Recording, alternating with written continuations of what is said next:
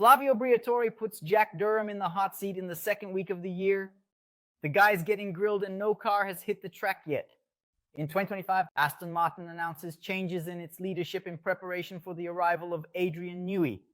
Spa-Francorchamps renews with Formula One for several more years.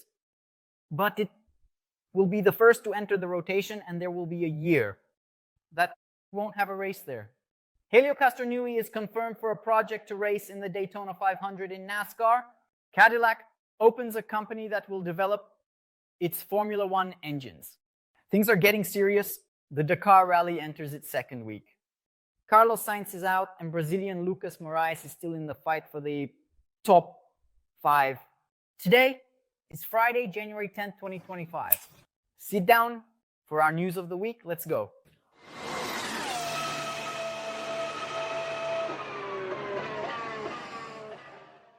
The year starts in the frying pan. If you think about it, he's been in the frying pan since the Australian Grand Prix, a development driver for Alpine. With Ocon's exit, it was confirmed in the car with Ocon's early departure, who didn't even race in the last event of last year. They already put the guy in the car.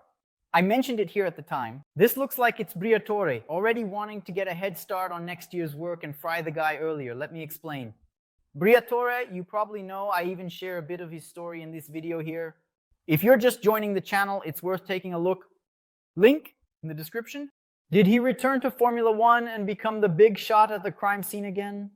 The same team that calls Pini, but it was. That Renault from the Singapore gate. He's on the sidelines in the cards at the invitation of the CEO of the Renault Group, Luca De Meo. And what happens is that with Ocon's exit and Gasly's confirmation for next year, one of the spots needed to be filled. And he even went after Carlos Sainz, who ended up signing with Williams. It needed to be filled. And he even went after Carlos Sainz, who ended up signing with Williams. So the options were becoming scarce. Tsunoda, for example. He was one of those who was contacted and he signed with Vikerb, which could have been a mistake for the Japanese driver. Then, at the end of the year, the Argentine Franco Colapinto showed up, replacing Logan Senta at Williams. And starting off well, really fast, etc. Bold, but also crashing. Williams had confirmed as their drivers for next year the great Tinder album and Sainz. So Colapinto could have been an option at Vikerb, but it didn't happen. And they preferred to go with their own talent. Isaac Hadjar, moving up from Formula 2. So the only option left for Colapinto was this spot at Alpine alongside Gasly. But Williams was asking a lot to release the Argentine, and Alpine, for its part, knew the value of having the last available spot. It turned into a fight, Briatore saying, yeah, but you have to see, right? Your driver only has a chance to race here now, and Williams is saying, we have a driver ready, proven to be fast. I'm not going to let this slide. So what did he do? Briatore, he released Ocon to test for Haas. Already in the postseason in Abu Dhabi, he had a free car and with that brought in Doohan. In this way, he was achieving 2 goals. Doohan was unlikely to start off well, having been informed at the last minute. DM, Berman at Ferrari in Saudi Arabia, I know you agree with me that the chances of it working out are always slim. Lucky for Berman, it wasn't a disaster. With that, Briatore was speeding up the process of frying Doohan if needed, having arguments like, see, he's not that good after all. And he was showing Williams, yeah, I'm going to put the kid in the car, and your driver is going to start losing value because out of the grid, he's not worth as much anymore. There was agreement, and Briatore apparently is getting what he wanted. Because this week, the news came out that Franco Colapinto will be the reserve at Alpine. And we've seen this movie before. Briatore always has more candidates than spots, and uses that to get into the driver's heads. And he always manages to get them. Obviously, young and inexperienced, whatever he wants, because Doohan starts the year with a knife to his throat. Colapinto starts the year. I'm not going to say what that means, but some know, and then he makes things happen, and no one can say anything. After all, normally Briatore's contracts stipulate that he decides when, where, and with whom you race. Back in the Benetton days, the joke was that Trulli, Fisichella, and others had contracts to either race in Formula One for Benetton or wake up in a boutique in Bangkok selling t-shirts. Anything could happen. Or wake up in a boutique in Bangkok selling t-shirts. Anything could happen. It's the same thing with Durham and Colapinto. If Doohan becomes the new white fly and impresses, Briatore benefits by selling the Australian or from his driving. He can also get more money from Colapinto if his sponsors want him as a main driver. He wins in every scenario. And on the other side, still managed to squeeze out some more money from Colapinto. If his sponsors really want him to be a main driver, in other words, he wins on one side, wins on the other, and doesn't lose in any scenario. I posted a poll on the channel's Instagram about how many races Doohan will be out, because Briatore is going to pull some tricks. And if you want to leave your guess, the invitation is here in the comments section. How many races is Colapinto taking the car? Aston Martin announced today that Andy Cowell, who came in to be the CEO in place of Martin Whitmarsh, who is retiring, will also be the team principal. This means that Mike Crack is out. Will also be the team principal, which means that Mike Crack is out. Cowell is a former Mercedes guy, a brilliant mind, the man behind those fantastic hybrid engines. From 2014 to 2019, he left, took an extended sabbatical that Mercedes imposed on him, and now he's back. And he took on a technical position at Aston Martin. It's more of a technical position focused on the factory and so on. Since Aston Martin also hired top talent, another very smart guy, Newey, that will take care of the car more. The first to be affected by this was the technical director, Dan Fellows, who was Newey's number 2 at Red Bull, responsible for that good car from 2023. Carlos will then be CEO, team principal, and the technical director will be Enrico Cadillac, who came from Ferrari in a partner position with responsibility for the technical side, Newey. Let's see how this structure is going to work. Since Daddy Stroll keeps pumping money into the team, and at some point, he's going to want to see a return. The 5-year plan to compete for the championship, if I'm not mistaken, ends this season. And so far, nothing has happened. Franco renewed with Formula One, which is always great news. But the same statement informed that SPA will not be on the calendar for 2028 and 2030.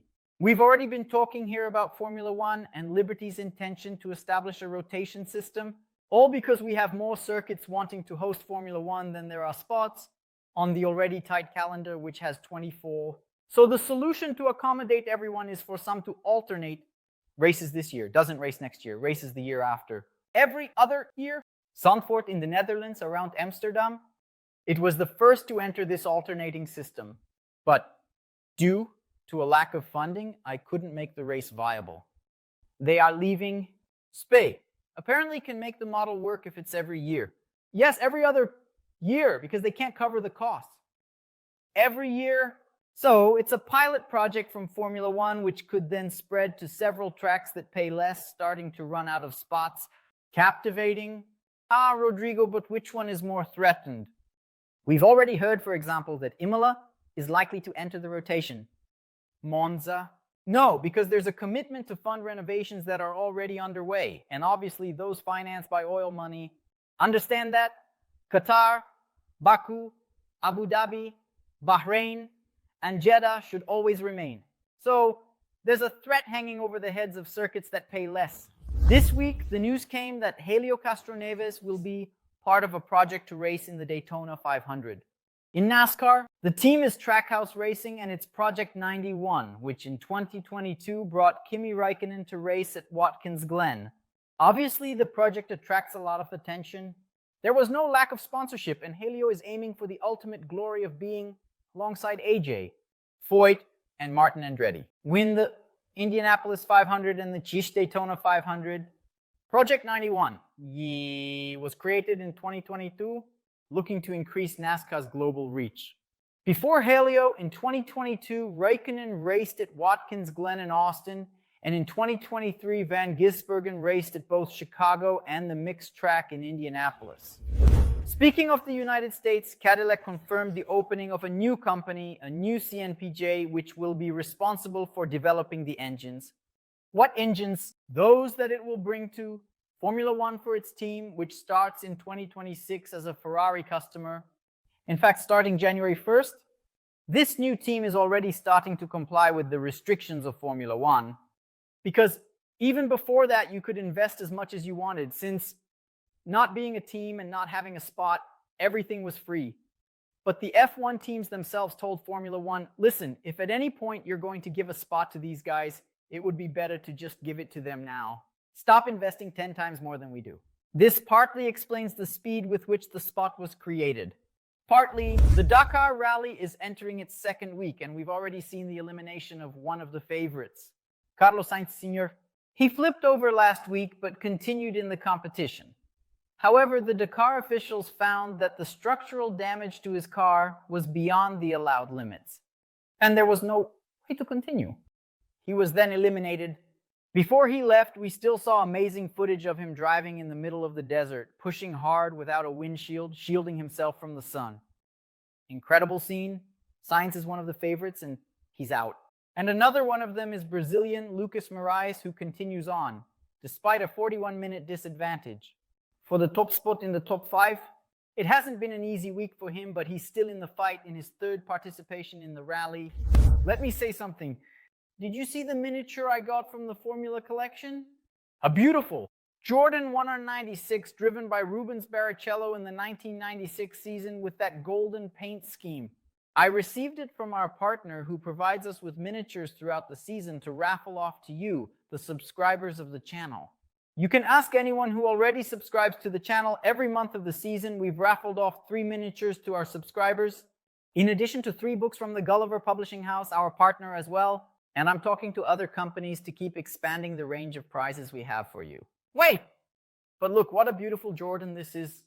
I'll leave the Instagram of the Formula Collection down below in the description in case you're interested. Go follow them.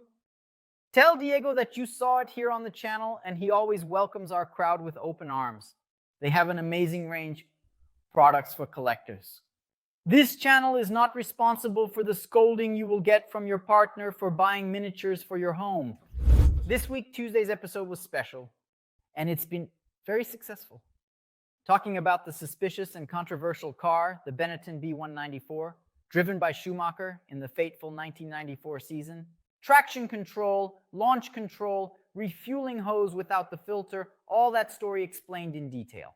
The whole video is really good, but if you don't want to watch it all, I recommend you at least check out the explanation of traction control, because here, without false modesty, I haven't seen a better explanation on the internet to this day, so stick with me and you'll pass the year. On Wednesday, a little big story about the party